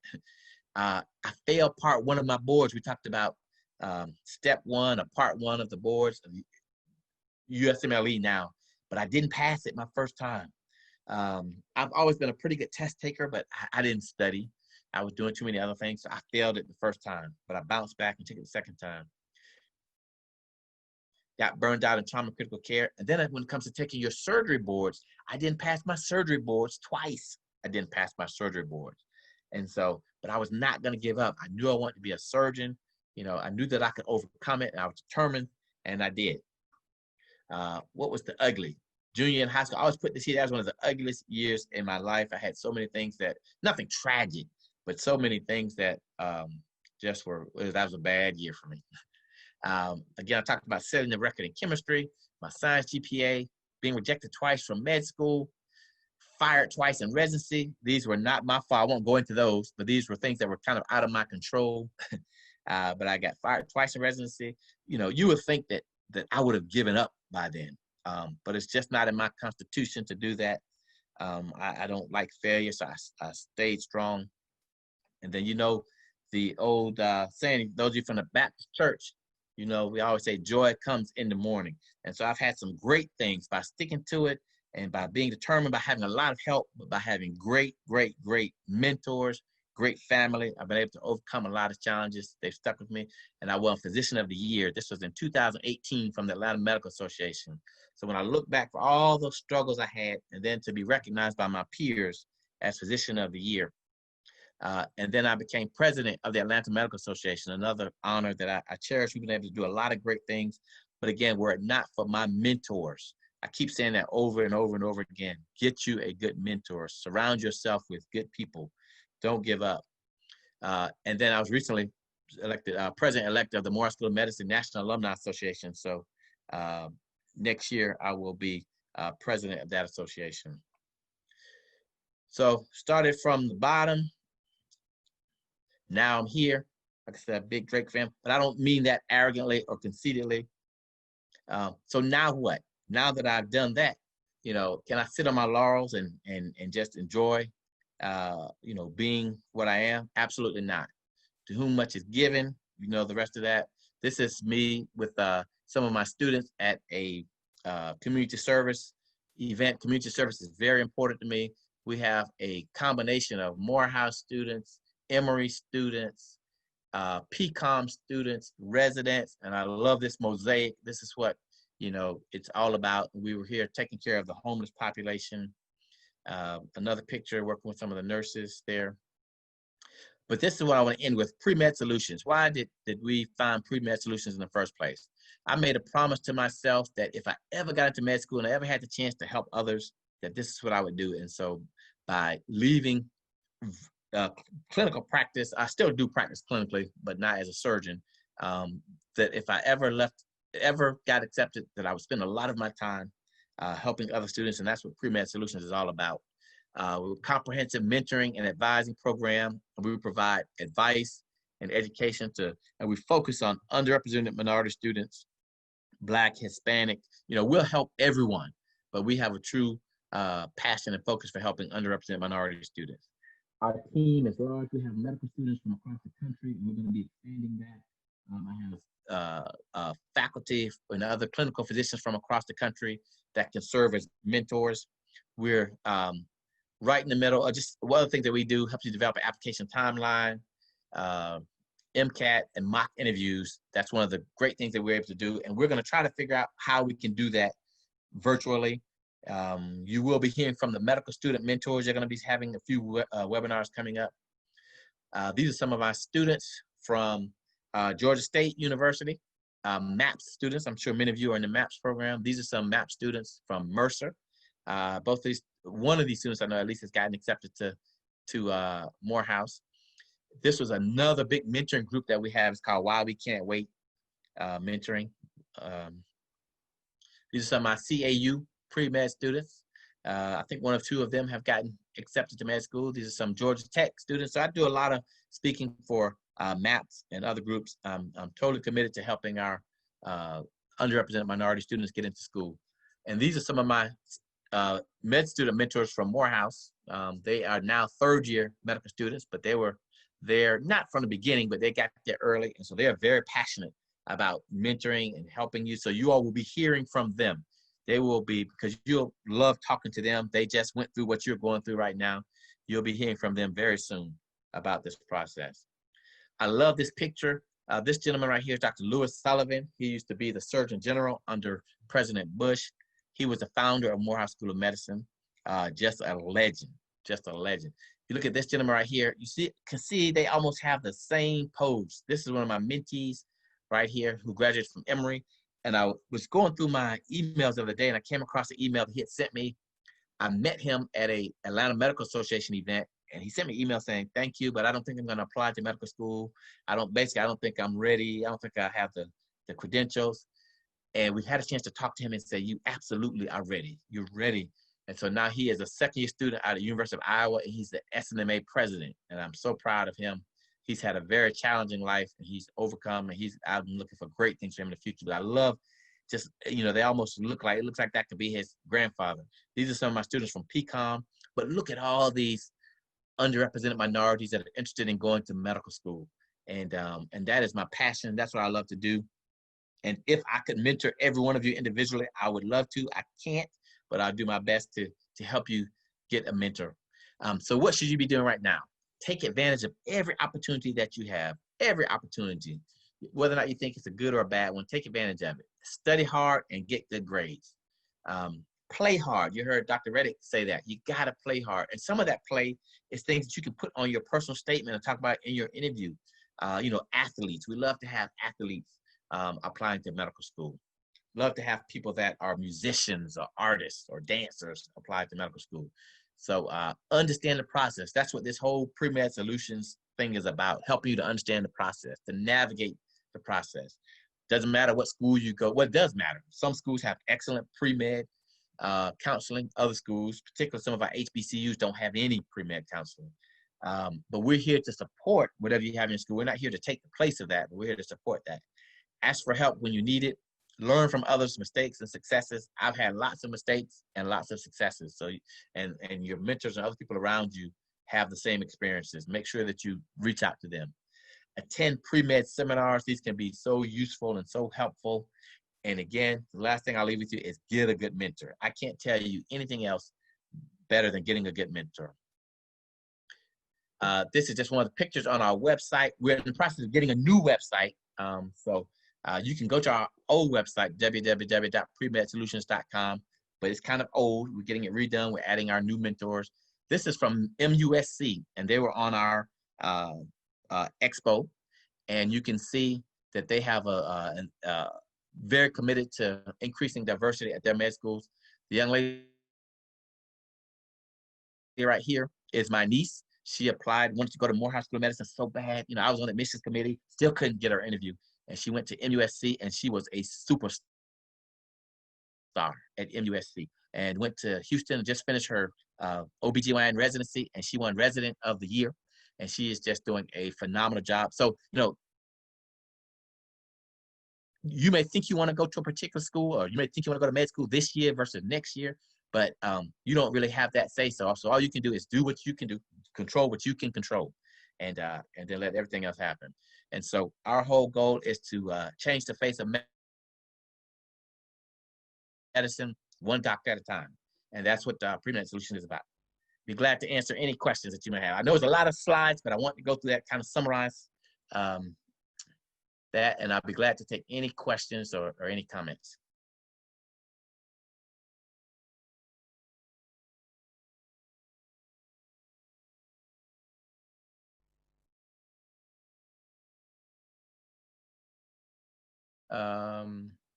I see it. Let's see. I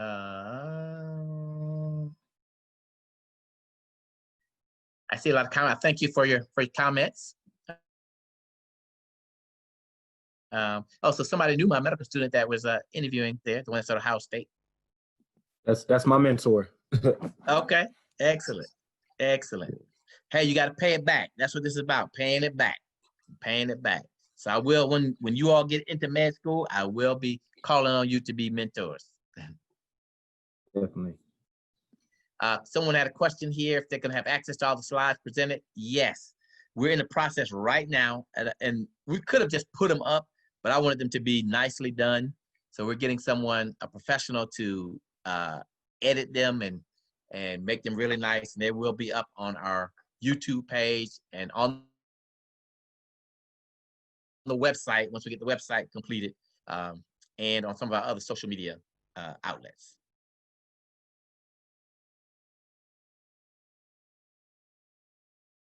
Ms. Pitts, I see you with one of our frequent flyers. Hey, I actually have a question too. How are you? Go ahead. I'm doing well, and yourself? Good. So one of the flyers you mentioned, if you have family ties to the university, but my son is actually tied to the university, but it's my high school son. He's part of the Morehouse School of Medicine healthcare community workers. And so I was thinking, I was like, should I mention that? Because like, I will be non-traditional and it's like my high school son participating in the program. Absolutely, okay. Because you trust to send your son to be involved in one of their programs. So you must value what they have to offer. Absolutely. Anything that you can do to have a I'm tie to an raising institution. doctors. That's why it's taking me so long, because I'm raising doctors before I can get in there. So, okay, I was just curious. I didn't know if that was kind of weird because. Absolutely. Okay, thank you. Absolutely. Thanks for participating in so many of our events this year. And we have more to come. More to come. You're welcome, and I'll be there. All right. Any other questions?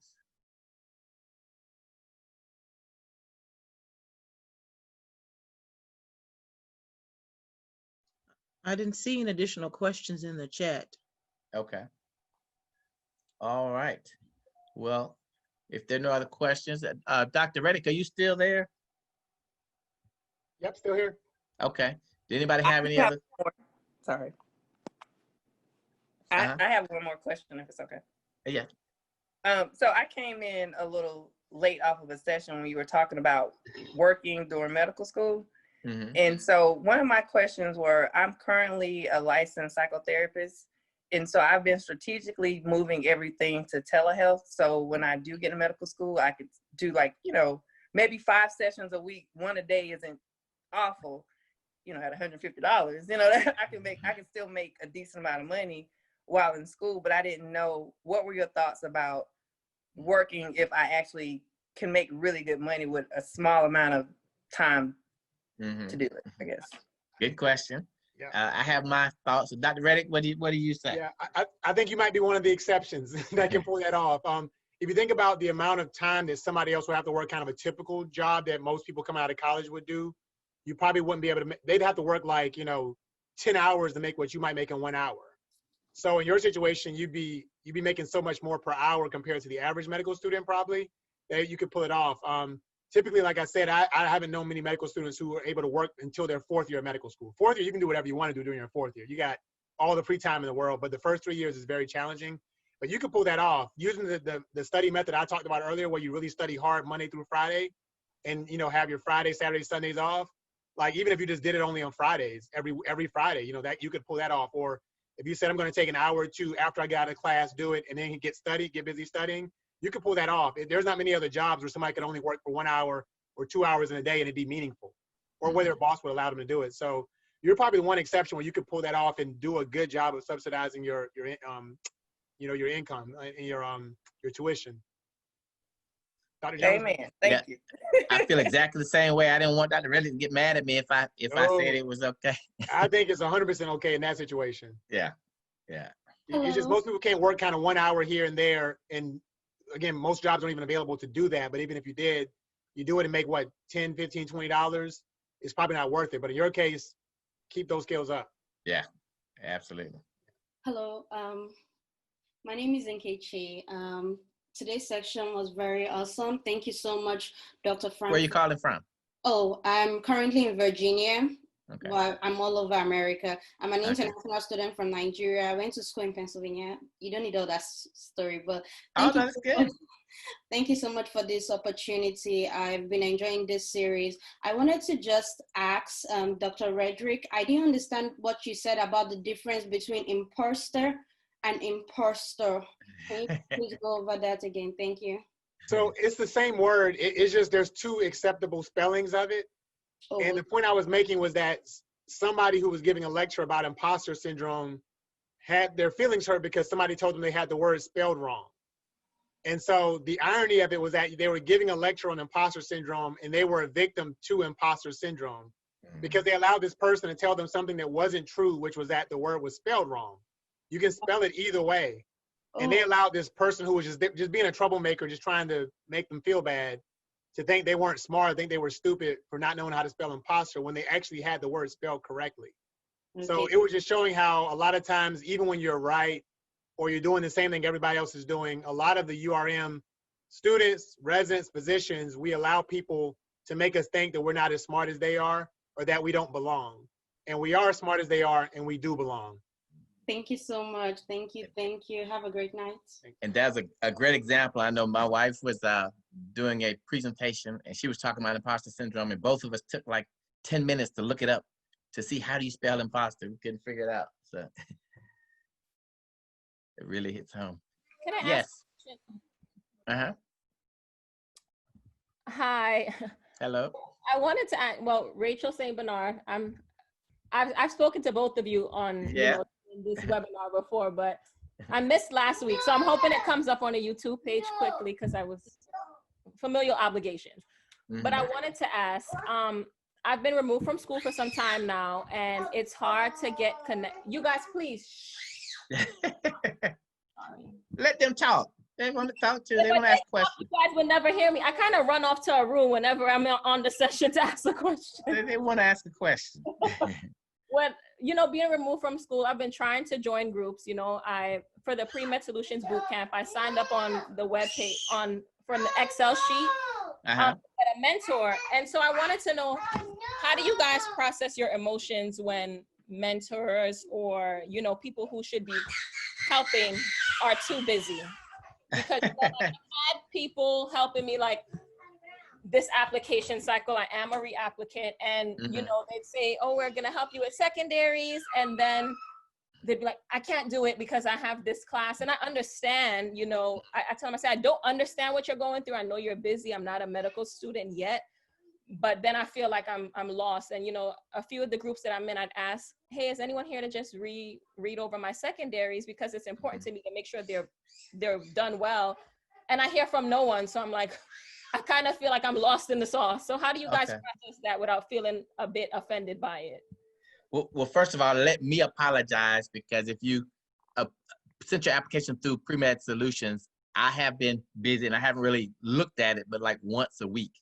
And we're in the process of getting our infrastructure straightened out. So just for this reason, so that this won't happen, because I want to be able to, if not me, but have somebody respond to you, because that's exactly why we're here. And if we're not serving what you need, then we're not doing what we're supposed to be doing.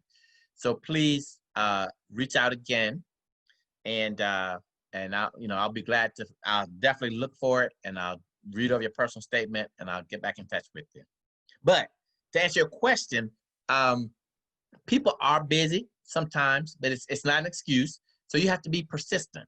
A lot of times, or 99% of the times, we don't mean to not respond, but we may overlook it, or we may have some other priority came up, but we still really do want to help you. Now, if people never respond and just blow you off, that's different.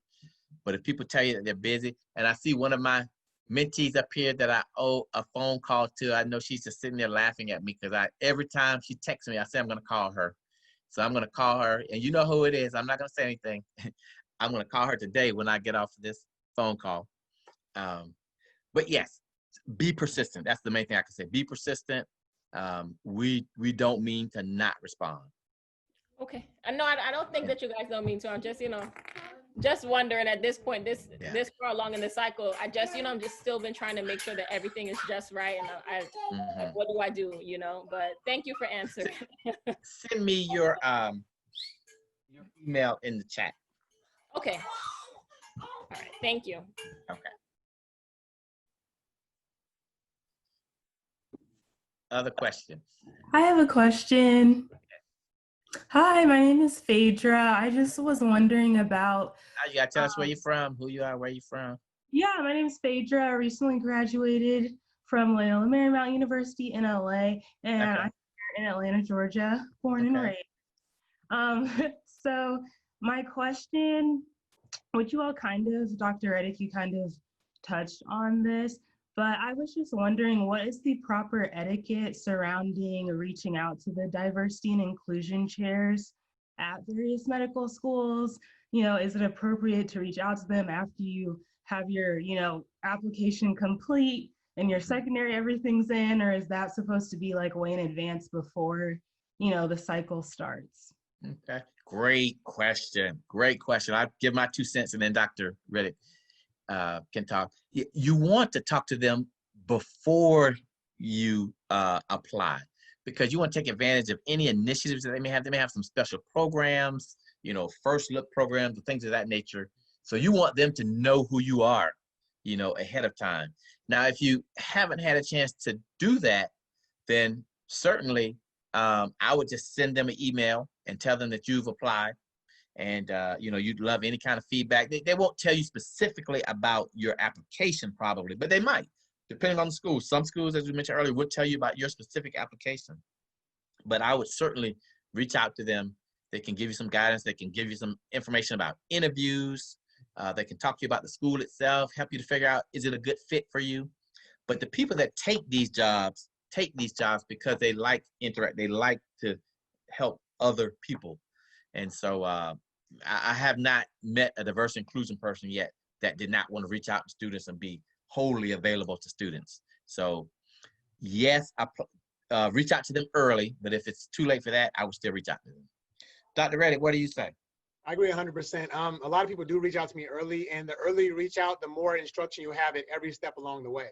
So for example, if you're early spring and you're saying, okay, I'm going to apply for my just initial application, and you're sending out your MCAS application, they can tell you what the average MCAT score is for the incoming students. They can tell you about what the average GPA is, what kind of numbers you need to shoot for, if you're in good shape, or whether or not you need to go take the MCAT over again.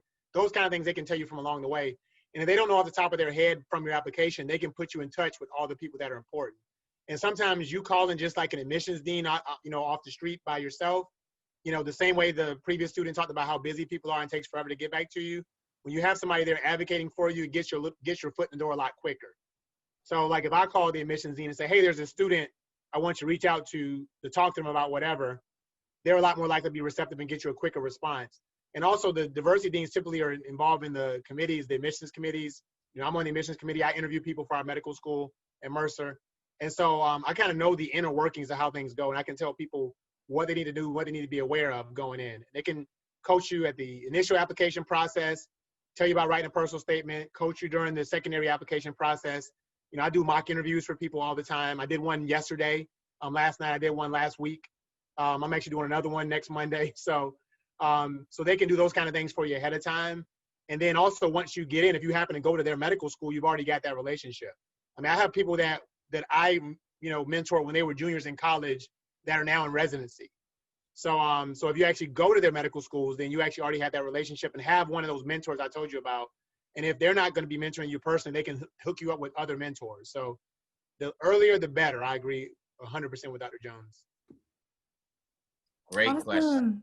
Thank you so much. I just thought of another question. My last question is, how do you recommend or what do you suggest in terms of trying to reach out to current medical students that are at a school that you're interested in? I'm finding it very difficult to reach out to them, and I don't know if you all would suggest, I don't know if admissions would be the best person for that, or again, like the diversity and inclusion chair to get you in touch with current students.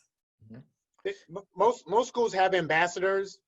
And so typically if again, the diversity dean will know who those ambassadors are. And so they'll be able to put you in touch with them. But also a lot of times on the actual website, sometimes you can actually find like how to contact people. If you don't see it obvious on websites who the ambassadors are and how to connect with them, for URM students, just reaching out to the student leadership of some of the diversity groups is also a way to do it. So if you don't see an obvious, easy contact for a diversity dean at a different medical school, typically there's like an SNMA, which is the Student National Medical Association. They're the same organization that the MAPS program is under. So just reaching out to the SNMA president, which you can usually find from a website. And also there's usually a LMSA program as well for our Hispanic or Latinx students as well. So looking at the LMSA leadership, president and vice president, a lot of times will get you in touch with some diverse students as well. And those students who do those kind of things are usually into service and into being involved in a lot of different community programs. So they're usually really into that type of thing. Mm-hmm. Yeah, and that's what I was going to say too. Is the SNMA is a great way to do, because they always have their email address on the website somewhere. Can I ask what schools in general you're thinking about? Yeah, so I'm honestly thinking all over, but I would love to stay at home. So really I'm applying to, or will apply to all schools in Georgia for sure. But I went to school on the West Coast, so California schools, and then East Coast as well. Okay, but you're from Georgia? Yes. Okay. Yeah, so all of the med schools in Georgia have a SNMA chapter, strong SNMA chapters, so you can certainly reach out to them. Okay, sounds great. Thank you all. Yeah. And if you need me to put you in touch with anybody from Mercer, just reach out. I'm easy to find on social media, so send me a DM on anything, LinkedIn, Twitter, whatever. It's Dr. Bonzo. So. Okay, sounds good. Thank you. I had a question. Oh no, here we go again. How you doing, Dr. brother? You mentioned that you had, kind of Israelite journey, if you will, with getting into medicine. You didn't have like the most stellar scores. So within the interview process, how would you encourage students to best speak to like any holes that they have, whether it's like MCAT or GPA wise, from the interview perspective? Mm-hmm. So there's different ways to handle it. Again, what I tried to do honestly was to divert their attention away from it by talking about other things that I was involved in. And then the third time I applied, like I said, I wrote a poem, and my interviewers, and to this day, I see them and I go up to them to this day. I still say they're still on faculty. And I'm so thankful for them. And they, every now and then, like every 5 or 6 years, they talk about my poem that I wrote. So again, so don't write a poem necessarily, but in your personal statement, again, lay the foundation for what you want to talk about in your interview. Just a great experience that you've had that you can talk about. Now, if they ask you specifically about it, you have to be honest and say, why was your GPA low? One of the other times that I interviewed, I told them, I was pledging a fraternity, my GPA. That was the last thing they wanted to hear. They did not want to hear anything about me pledging a fraternity. They didn't care about that. But I was honest and say, that's what happened. That's what happened to me. So it's interesting. I always say, and actually I have another set of slides where I talk about being honest, but don't be too honest. Like they didn't really need to know that I was pledging fraternity, and that's why my grades suffered. I could have said something else without lying. That would have, I wasn't studious enough, or I could have said something else. I didn't have to tell them I was pledging a fraternity. But you want to be authentic. So yes, and be authentic, but be honest, but be authentic, and be innovative in your conversations. But again, try to have a story that you can talk about that they're not going to want to talk about your GPA or MCAT. I kind of had a follow question up to that, like switching gears. So I know last week, Dr. Smitherman talked about that, like we're actually interviewing the programs as well. And so what is an effective way to ascertain, like if that program would be like supportive of underrepresented medicine students? How do you ascertain that from the interview? So you can ask the interviewer. They may or may not be able to answer the questions you want answered. Especially if it's not a minority person interviewing, they may not have the same concerns that you might have, but they might. Give them an opportunity. But again, you can always reach out to the SNMA. You can reach out to other faculty members. Reach out to the diversity and inclusion person there, and again, they will be able to point you to some students that you can talk to that can answer those questions. But make sure you get that question answered. Absolutely. Don't be afraid to ask that question. If it's a person that's not a minority, don't be afraid to ask that question. Dr. Bonzo? Yeah. So one thing you can always do, typically for any interview day, in addition to the couple people that you interview with, they almost will always typically have you also meet the dean of admissions, the associate dean of admissions. And so that's the person that's supposed to have a good handle on the overall, aspect of the student body. Sometimes the admissions dean is also the student affairs dean. So they really should be in tune with the kind of the culture of the medical school, what's going on in the support systems that are in place. And the big take-home point I want you to definitely remember is that ask open-ended questions. If you do if you do anything that's related to yes or no, they can say yes and then go take you on a tangent with one specific thing and talk for 5 minutes about that one thing, and it'll sound like they're doing a lot, as opposed to saying, tell me about programs that are available to support minority students. Tell me about what the support structure looks like for minority students. You see the difference between asking that versus saying, like, do you guys do a good job of supporting minority students, or do you guys have things in place? If you just say, do you guys have this? Oh, yes, of course, absolutely. They'll tell you maybe one specific thing they did with one student. So really open-ended questions. Tell me about the things you have in place. And if that answer is 30 seconds long, versus is it like a 5-minute long answer about, let me tell you about all these things we have in support. So stay away from the yes, no questions. They will tell you yes every time. Nobody wants to talk bad about their school. Thank you so much, Dr. Bonzo and Dr. Jones. You're welcome.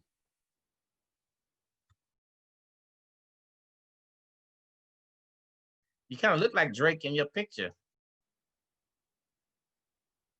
I usually get Zeke for whatever reason, but I don't think I look like Drake.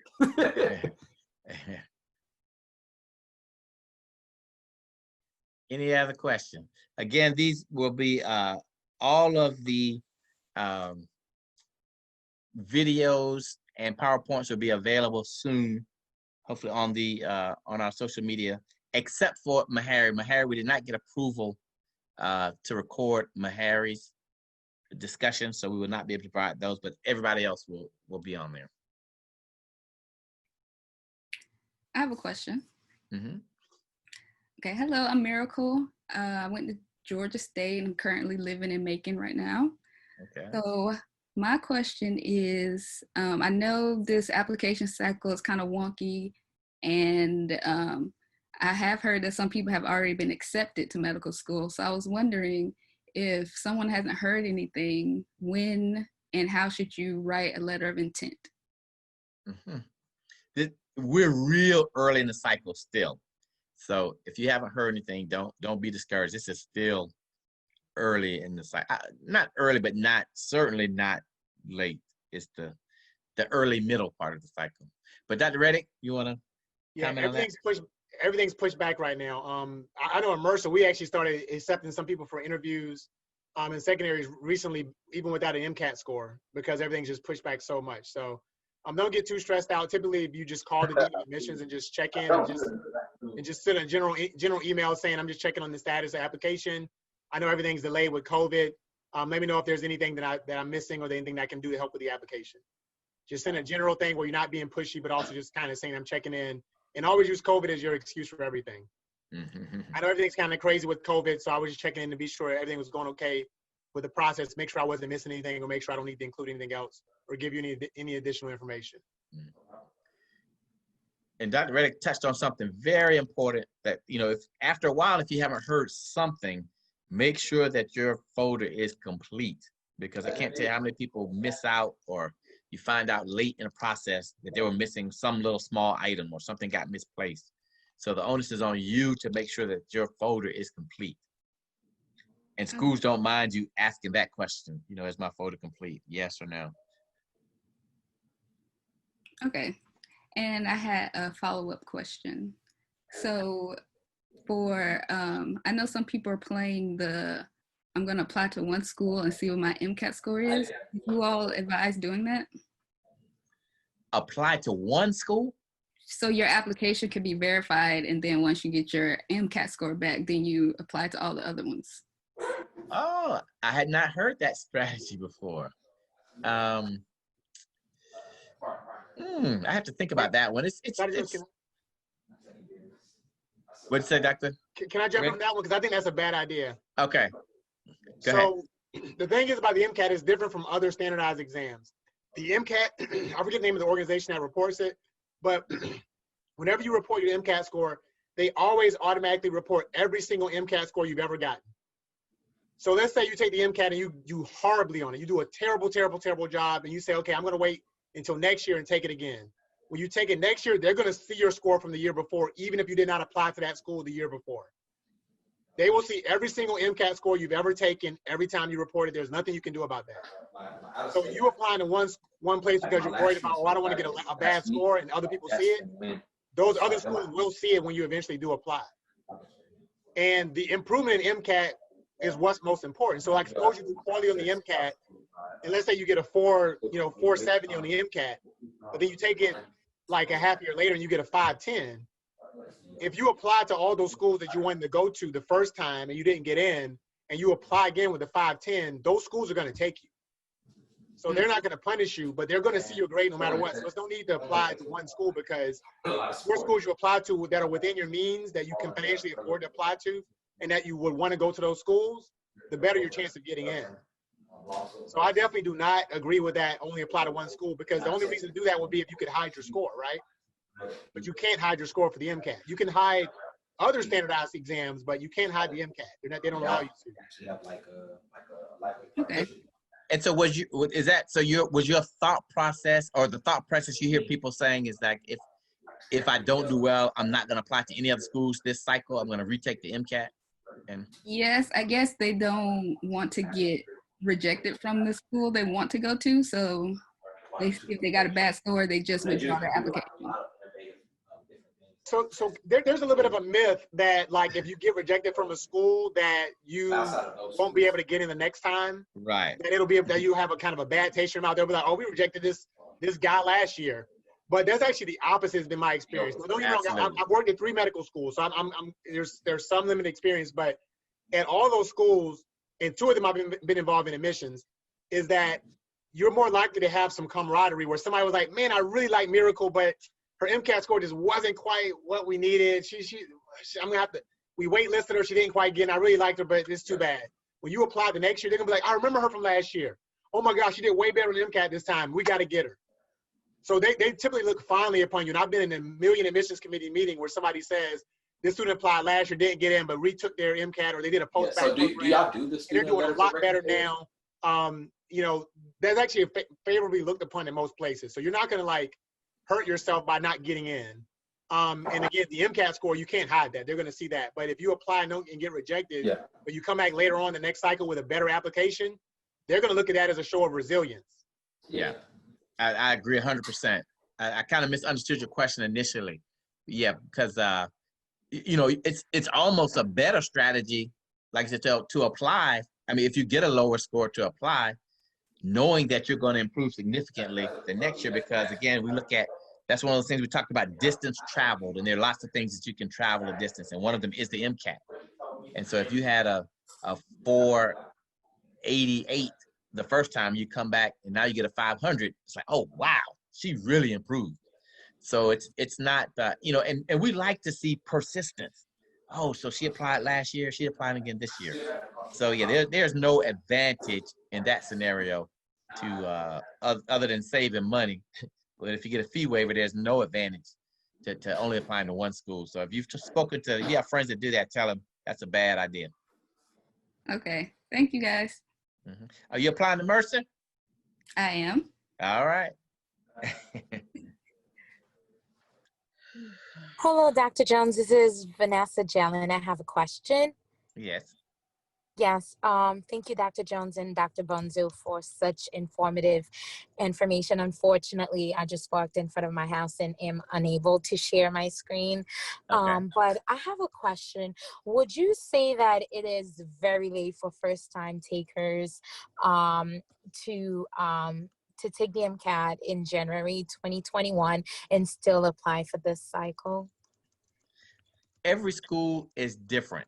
And so you'd have to find out, you know, the last date. And we had some of our schools that were on before talked about the last date they're accepting, but every school is difficult. And so I would contact the schools, and if they say that they will take the MCAT, that's the last date. I think a lot of schools are taking that as the last test date. And so absolutely apply. Thank you. Dr. Reddick? Yeah, I think that the numbers I've heard is saying that for most schools, if you get the MCAT taken in by that September 28th date, which is that last Monday in September, that you'll probably make it for most people's cycle. After that, you might really be handicapping yourself for getting in at that point, because you know, by the time you get your scores back and get invited, these, you know, we've already been doing 4 weeks of interviews at Mercer, so they start filling up after a while. So it's going to get more and more challenging the later you wait in the cycle. Thank you, Dr. Bonzo. Have you taken the MCAT at all? No, before? Okay. not yet. So that would be your first time? Correct. Okay. I know the one school that I know that sticks out that was taking very late MCATs was Howard. Dr. Rose said that, I think he said they were taking the January MCAT, and somebody else did too that was on a few weeks ago. But you have to ask each individual school. Will do. Thank you. Mm-hmm. I have a question. Mm-hmm. And my question is for Dr. Jones. My name is Lois. I'm actually in Canada. Okay. And I just wanted to ask, based on Are your you from story, Canada, or you're in school in Canada? Yes, so I finished school in Canada. I'm Canadian, so I finished Okay. school here in Canada. Okay. I'm considering some American schools. Mhm. But I wanted to ask for your story, which I kind of connect with. How did you kind of keep your spirits up while going through, kind of the lows when applying to med school? Mhm. Again, it was my mentors and my people that I surrounded myself with, because they were getting into med every year.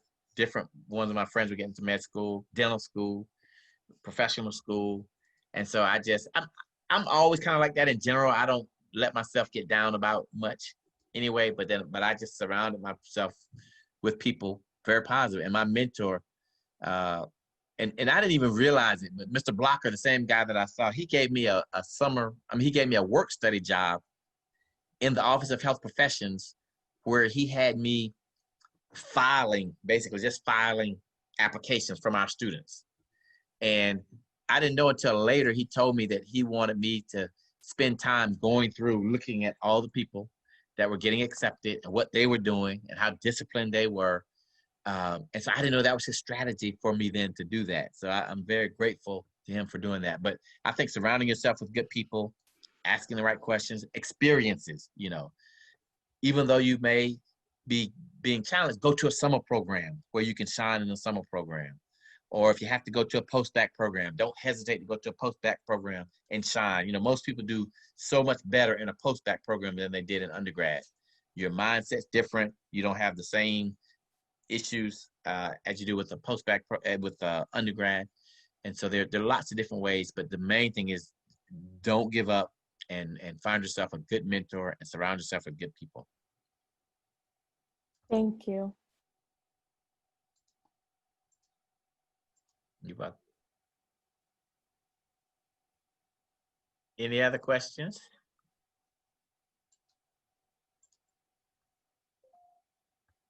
I think that one was. All right.